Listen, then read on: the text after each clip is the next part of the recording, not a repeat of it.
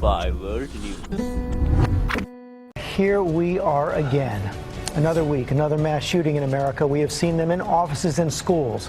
We've seen them in concerts and movie theaters, Walmarts and Starbucks. This time the killer and his gun entered a small church in a small town in Texas. You are looking live at the First Baptist Church in Sutherland Springs, where worshipers were gunned down, as you know, during a Sunday morning service. Much like this one that was recorded in the church last week, the pastor was out of town yesterday with his wife, but their 14-year-old daughter was one of the victims. The few images we have of the church show just how small it is, really nowhere to hide. A tiny church. Here is what we know right now. At least 26 people killed, 20 injured. The shooter, who died after a car chase, was 26 years old. He had served in the Air Force but was court-martialed for assaulting his wife and child, then discharged for bad conduct in 2014. One of the big questions, given that record, how did he buy a gun? That is the big question. President Trump has ordered the flag to be flown at half-staff until Thursday night to honor the victims. Our team is on the ground with breaking developments overnight. Amy Robach starts us off in Sutherland Springs. Good morning, Amy.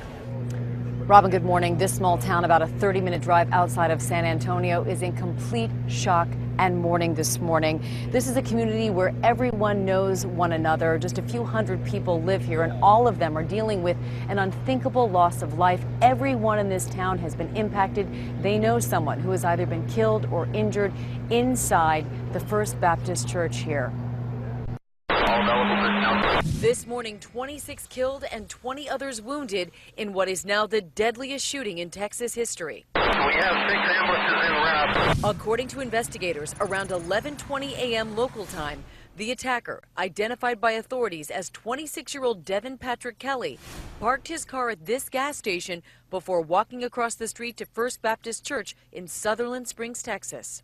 He had a face mask on, so I couldn't identify him or anything, and he had what looked like body armor or vest on. The masked gunman opening fire outside the church during a morning worship session. He was just shooting the church from the outside. He was going from the face of the church around to the side, and he kept just unloading. Witnesses living nearby say he unloaded at least 3 clips before making his way inside. According to the sheriff, the shooter's in-laws occasionally attended church services here. He then opens the church and goes in. I kept hearing gunshots. I'd say probably 2 to 3 clips he unloaded while inside there. You can see just how small the church is from these photos taken at an earlier date. Barely any space to hide. The youngest killed, just 5 years old. The oldest, 72.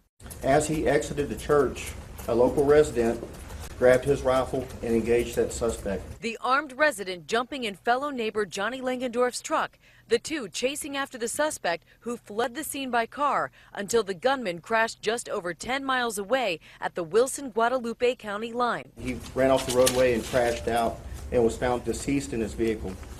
At this time, we don't know if it was a self-inflicted gunshot wound or if he was shot by our local resident. There were multiple weapons in the vehicle. This morning, officials not yet ready to discuss a motive. ATF and FBI on the scene assisting local law enforcement, coming through a small 400 people tight-knit community, now in tears. It's another census act by a cowardly bastard is all I can tell you. There's no reason for it, but that's the world we live in today.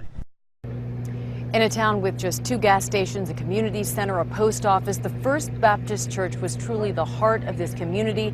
And now this morning, it remains an ongoing active crime scene with federal and local authorities here trying to figure out what caused this gunman to choose this town, a remote area where neighbors help one another, where no one locks their doors, and also choose a place of worship to commit his heinous act of violence. There are so many questions that remain and so much devastation